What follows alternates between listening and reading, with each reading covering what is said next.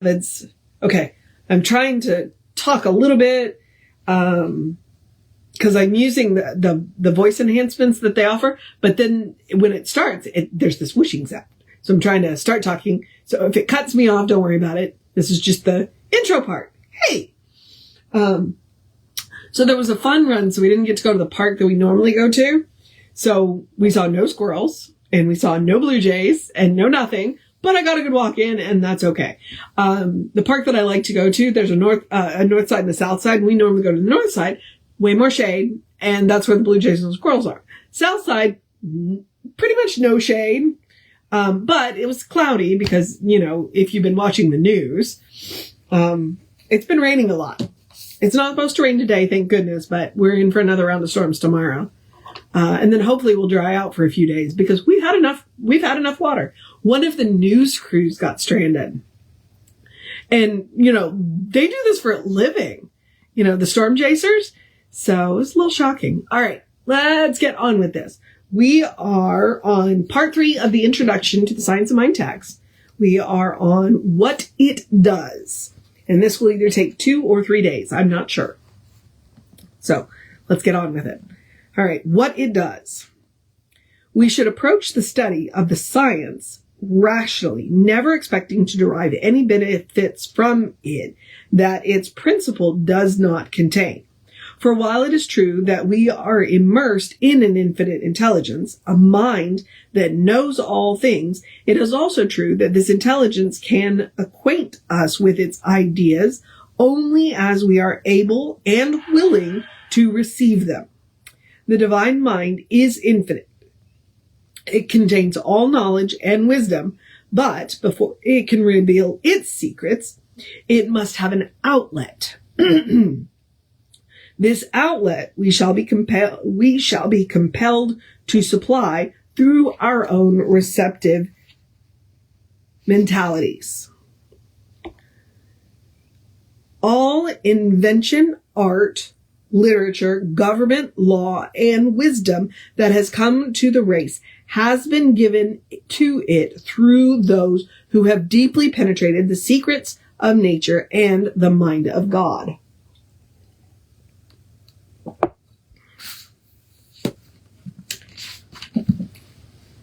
Perhaps the simplest way to state the proposition is to say that we are surrounded by a mind or intelligence that knows everything, that the potential knowledge of all things exists in this mind, that the abstract essence of beauty, truth, and wisdom coexist in the mind of the universe, that we also exist in it and may draw from it. But what we draw from it, we must draw through the channel of our own mind. Emphasis earnest. A unity must be established and a conscious connection must be made before we can derive the benefits which the greater mind is willing to reveal or impart to us. The Spirit can give us only what we can take. It imparts itself only as we partake of its nature. It can tell us only what we can understand. The infinite knowingness becomes our wisdom only in such a degree as we embody its intelligence. It has been said that we can know God only so far as we can become God. This is a far-reaching thought and should be carefully scrutinized. It is to be taken figuratively and not too literally, for we cannot really become God, but we can and do partake of the divine nature, and the universal does personify itself through people in varying degrees according to people's receptivity to it. The universal impersonal. The universe is impersonal.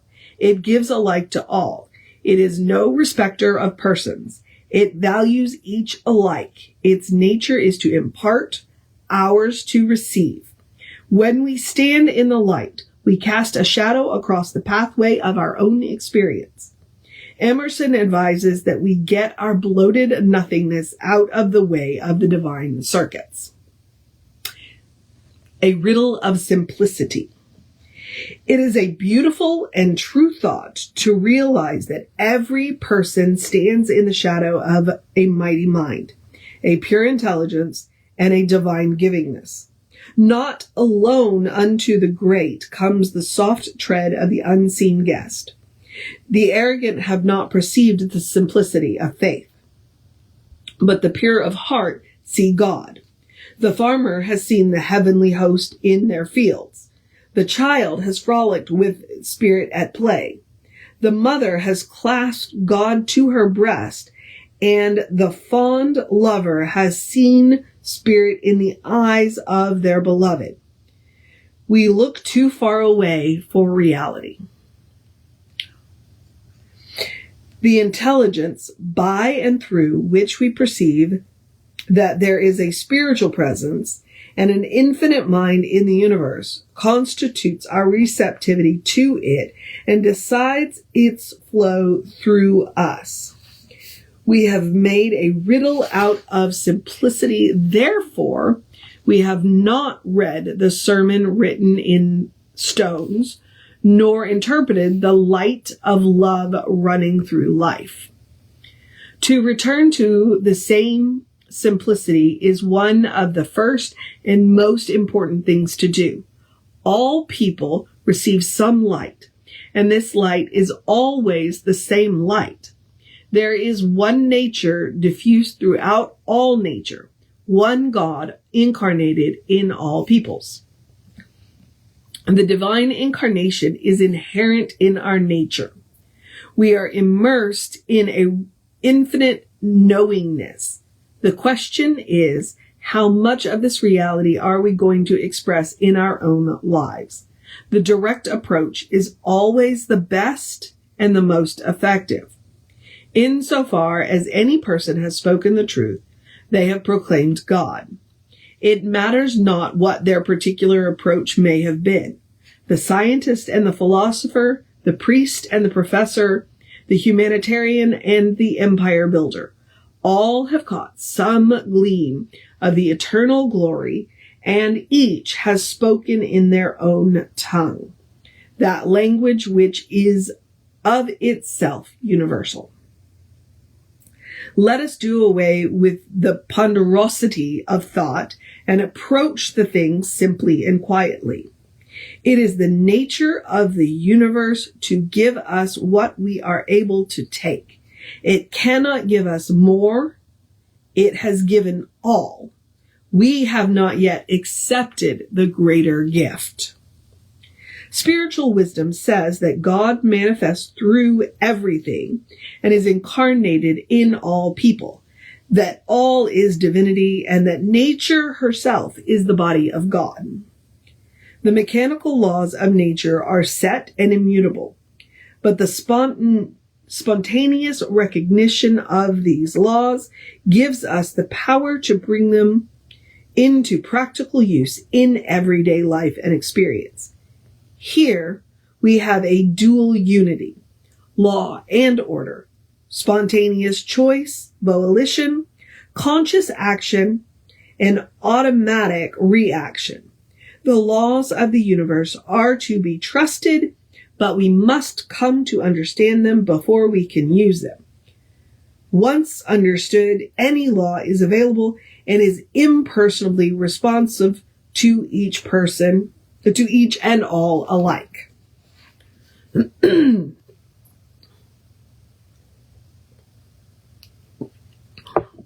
Love rules through law. In an intelligent study of the teachings of the science of mind, we come to understand that all is love, and yet all is law. Love rules through law. Love is the divine givingness. Law is the way. Love is spontaneous. Law is impersonal. We should study the nature of reality with this in mind, and in this way we shall avoid two grave mistakes. Either viewing life as made up only of mechanical laws, or viewing it as made up only of spontaneous actions, irrespective of law and order. As we gain the broader viewpoint, we shall see that life must contain two fundamental characteristics. We shall see that there is an infinite spirit operating through an infinite and immutable law. In this cosmos and not chaos finds the eternal existence in reality. Love points the way and law makes the way possible.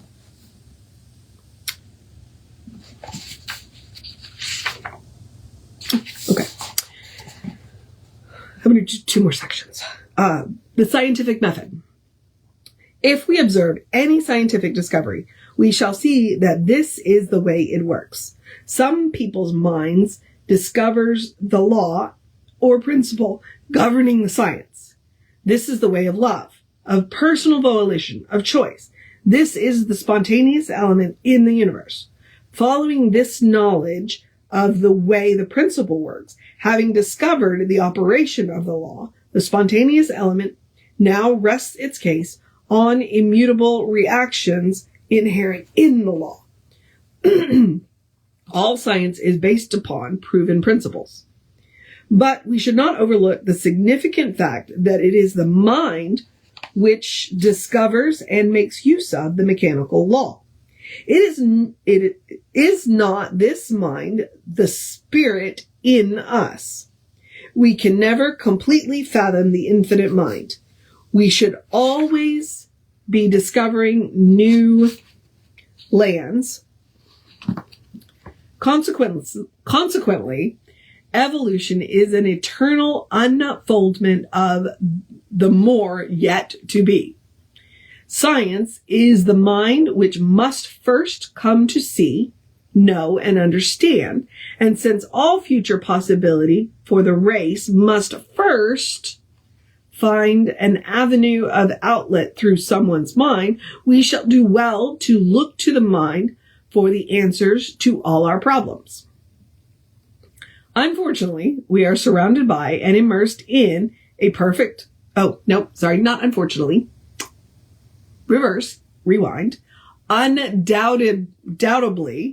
we are surrounded by and immersed in a perfect life, a complete, normal, happy, sane, harmonious, and peaceful existence. But only as much of this life as we embody will really become ours to use.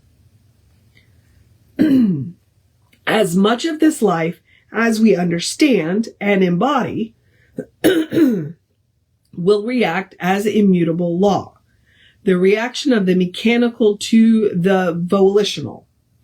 The concept is wonderful and fraught with tremendous significance. In it is bound up our hopes and fears, our expectations and future and present realizations. Since such an understanding of any law must pass first through our conscious mind before we can make use of it, it follows that with all our getting, we should get understanding. Should we wish to know a certain truth, we should state that this truth is already known in the mind and that this statement will be true. But the overmind must be accepted into our mind before we can understand it. How then are we to accomplish the desired results? By stating and feeling that our mind knows the truth about the thing we desire to know. In this way, we draw the infinite mind into our mentalities for definite knowledge of some particular good.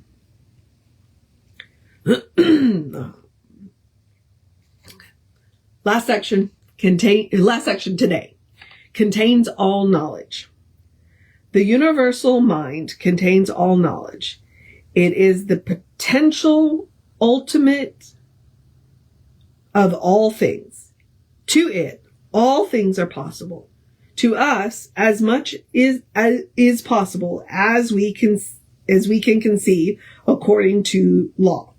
Should all the wisdom of the universe be poured over us, we should yet receive only that which we are ready to understand. This is why some draw one type of knowledge and some another, and all from the same source, the source of all knowledge. The scientist discovers the principles of their science. The artist embodies the spirit of their art. The saint draws Christ into their being. And all because they have courted the particular presence of some definite concept. Each state of consciousness taps the same source, but has a different receptivity. Each receives what they ask for according to their ability to embody. The universe is infinite. The possibility of differentiating is limitless. Life always becomes to us the particular thing we need when we believe that it becomes to us that particular thing. The understanding of this is the essence of simplicity. As all numbers proceed from the fundamental unit, as all material forms are but different manifestations of the one formless stuff, so all things proceed from that which is neither person, place, nor thing, but is of the essence of all things. Our thought and conscious receptivity differentiate this universal possibility by drawing it through our minds and causing it to flow into particular channels through the conscious receptivity of our different faiths. One state of consciousness will differentiate one kind of a result, another mental state, a different manifestation. One more section. I'm already did. Mental work is definite.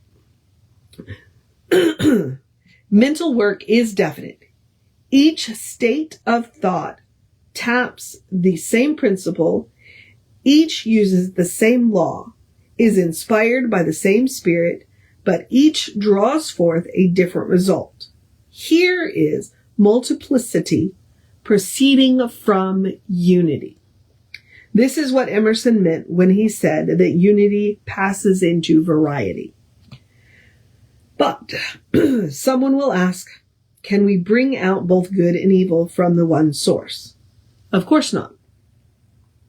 The first principle is goodness, and only insofar as our thought and action tends towards a constructive program, it will eventually succeed. We cannot fight the universe. It refuses to be budged from its course. We can only go with it. But there is ample latitude for personal expression. How then are we to know what is right and what is wrong? We are not going to know. We already do. Every person knows right from wrong in its broadest sense. It should be considered right to live and to enjoy living, to be well, happy, and to express freedom is to be in accord with the divine law and wisdom. Here is the latitude enough for the most expectant and the most enthusiastic. And we will begin tomorrow with the principle restated. All right, I hope you're enjoying the journey with me. It's already been somewhat enlightening for me, and I've read this book more than once. So, but to do it deliberately, that's the thing. Good morning, beloveds. I am a geek, and I missed May 4th, so I'm going to say, hey, May the 4th be with you, Star Wars. Simply because today is now Revenge of the 5th, or Cinco de Mayo. So, there were all kinds of Star Wars posts yesterday and Star Wars adjacent posts. And today I'm sure there will be plenty of Cinco de Mayo, including I saw Juan Solo, which I've actually seen Juan Solo in in person at DragonCon, and now I want to go look for those pictures because they cracked me up. They were fantastic. It was a whole family. It was Juan Solo, and then I forget who everybody else was. The principle restated. Let us restate our principle. We are surrounded by an infinite possibility. It is goodness, life, law, and reason. In expressing itself through us, it becomes more fully conscious of its own being. Therefore, it wishes to express through us. As it passes into our being, it automatically becomes the law of our lives.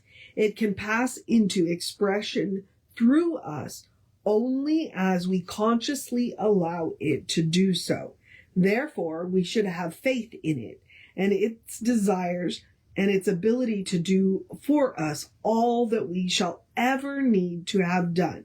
Since it must pass through our consciousness to operate for us, we must be conscious that it is doing so.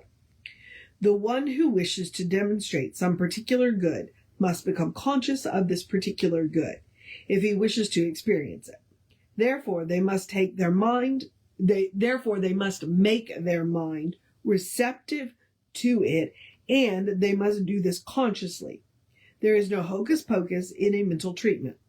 It is always definite, conscious, concrete, and explicit. We are dealing with intelligence and should deal with it intelligently. There is no occult trick to giving scientific treatment. It is just the reverse. Simplicity should mark our every effort, and positivity should accompany all statements that we make into the law of good. The secret already known. A treatment is a statement in the law embodying the concrete idea of our desires and accompanied by an unqualified faith that the law works for us as we work with it. Let us waste no further time looking at the secret of success or the key to happiness. Already the door is open, and whosoever will may enter. Undoubtedly, each of us is now demonstrating their concept of life, but trained thought is far more powerful than untrained. And the one who gives conscious power to their thought should be more careful what they think than one who does not. The more power one gives to their thought, the more completely they believe that their thought has power, the more power it will have. Treatment active, not passive.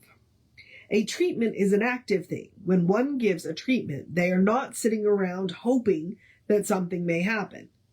They are definitely, constructively, actively stating, sensing, knowing some specific good. This is in accord with the principle which we seek to demonstrate.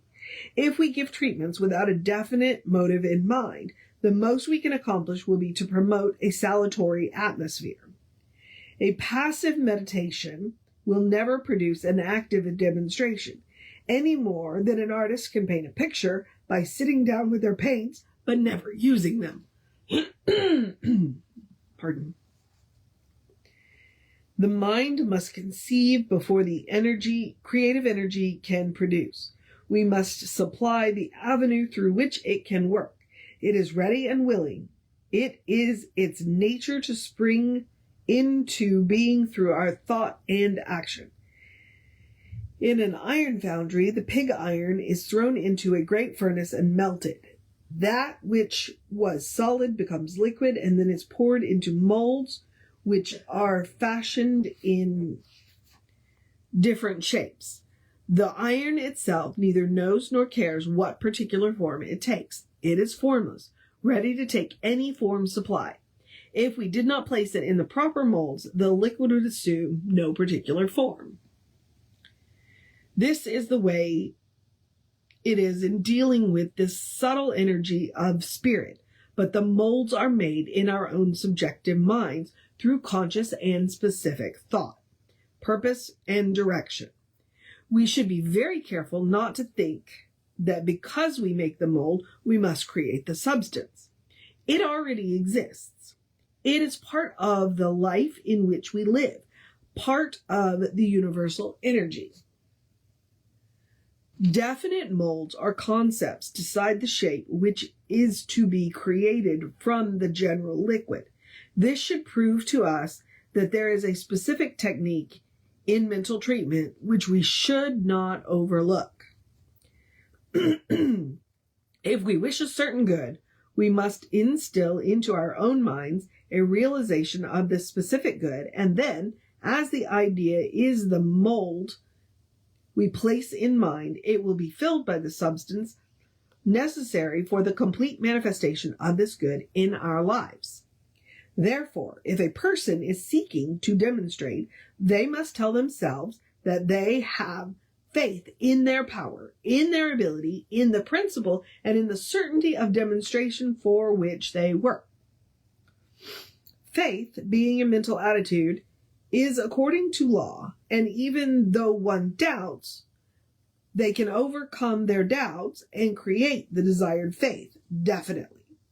If this were not so, only those who by nature have faith in God could ever hope to understand the principle of the science of mind and spirit, which is subject to certain definite, immutable, and impersonal laws.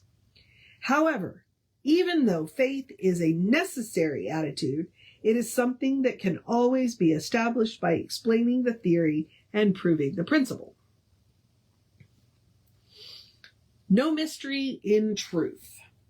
Faith is a certain specific statement that has power to consciously oppose, neutralize, erase, and obliterate the opposite mental attitude. It is because of this that this study is a science that can definitely be used, and we must accept it as such. The mystery with which most people surround the search for truth relative to this principle is not read out of it, but is read into it. I think that bears repeating. The mystery to which most people surround the search for truth relative to this principle is not read out of it, but is read into it. It stands to reason that if thought and faith, prayer, hope, and appreciation are anything at all, they are definite. And if they are definite, they must be specific. If they are specific, then they unquestionably must accomplish their design. Hope, a subtle illusion. Many people correctly begin their treatments in this manner. I know that the principle of intelligence within me will direct me, etc. Then they complete it with the thought, well, I certainly hope it does. This is entirely forgetting any definite statement and is simply wondering if possibly some good will come along. This is not correct treatment and is not the scientific use of this principle. Hope is good. It is better than despair, but it is a subtle illusion and is an unconscious compromise and has no part in an effective mental treatment. We should say to doubt, where did you come from? Who is your father? You have no place in my mind. Get out. I know that the faith within me now neutralizes all doubt. This is the scientific use of a mental statement. There must be no compromise with the consciousness. We have discovered that the principle is what the principle is and how it works. And now this is what it does. Specifically turn to that thought which tells us we do not know how to use it and repudiate the falsehood. The principle that we have to demonstrate is perfect, and insofar as we can compel the mind to perceive this perfection, so far it will automatically demonstrate. Experience has proved this to be true. We waste much time in arguing over things that cannot be answered. When we have arrived at the ultimate, That is the ultimate. It is the way the thing works. Therefore, we have a right to say that there is a law involved and that this law executes the word. We discover laws, find out how they work, and then begin to use them. Therefore, this question is answered when we say it is the nature of thought and of the creative energy and the nature of being to be this way. We would say that the law is an attribute of God. God did not make the law. It coexists with the eternal. The infinite law and the infinite intelligence are but two sides of the infinite unity. One balances the other, and they are the great personal and impersonal principles in the universe. Evolution is the outworking of the mechanical, and involution is the inworking of the consciousness and the volition. No limit to thought. When we think, something happens to thought. The field through which thought operates is infinite. There is no reason to doubt it. No matter how it is approached, to thought there can be no limit. So we will say that it is the nature of being to react in this way. Here and now, we are surrounded by and immersed in an infinite good. How much of this infinite good is ours? All of it. And how much of it may we have to use? As much of it as we can embody. And that is what it does. And tomorrow we will start with part 4 of the introduction, how to use it. All right. So that is that. We're going to have an amazing service for you in just about an hour and 6 minutes. So that means I need to go eat breakfast so that I can get on the road up to the center. Fortunately, I don't live very far. I totally understand if you choose to watch from home because the weather has been lately. And it's supposed to clear up, I think, later this afternoon. But yeah, I get it. I don't have to cross any big bodies of water to get there. So I should have a relatively safe trip. So, stay safe. If you see water, turn around. If you don't know how deep it is, do not drive through it. All right. The quick housekeeping. I'm just going to remind you, we are Creative Life Spiritual Center, Creative Life Spark. I am the running Rev Ryan on the social medias that I am on. If you want to know what's going on with the center, please email info@creativelife.org or head over to creativelife.org. Our website is back up. We are very happy about that. And just so that you know how I'm archiving this, because it is the Science of Mind text that I want it to get out there and available. I am uploading the daily readings to the Running Rev Ryan page. And I am archiving it in chapters on the Creative Life Spiritual Center page. And so on the Running Rev Ryan, there'll be daily readings in chapters. So there'll be playlists based on chapters. In the Creative Life Spiritual Center, it's all going to go in one playlist. So there are going to be a lot in there. That's why I decided to do it in chapters. So it may take a couple of days to upload that because I'm going to download the videos and knit them together. So that's, if you want to know how this is going to look until I finish the book, that's what it's going to look like. All right. Oh, I got that edge of congestion that I just can't kick.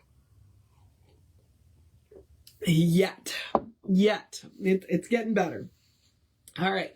Because my voice is mostly back. So, all right. The last thing I'm going to do is I'm going to encourage you to have a great day, a wondrous day, a fantastic day, a magical day, an enchanted day, a wonderful day, an awesome day, an amazing day, a dance in the rain day, a stay away from the lightning day, a turn around, don't drown day, a enjoy the rain while we have it day, a listen to the rain sing day, a do what you need to do day, get ready for next week day, a enjoy your Sunday, a good day, and if that is too much pressure, simply have a day. You are enough, just as you are. You are a beloved expression of the divine. You are a brilliant light, a divine spark. You are spirit in motion. You are God in action. Or, as Reverend Jesse likes to call us, you are a godling. All right? Explore the truth of your being. Get to know who the divine knows you to be. Because I can make you one promise and one promise only. The person the divine knows you to be is good. All right? That's why Ernest keeps using the word good in here, not God, good. So, all right, beloveds, take care of yourself. Like I said, be careful out there in the weather. And we will see, Reverend David will be on around 5 p.m. with you. I'll be back with you around 9 a.m. tomorrow. Take care of yourself. Know that you are loved, and I will see you next time.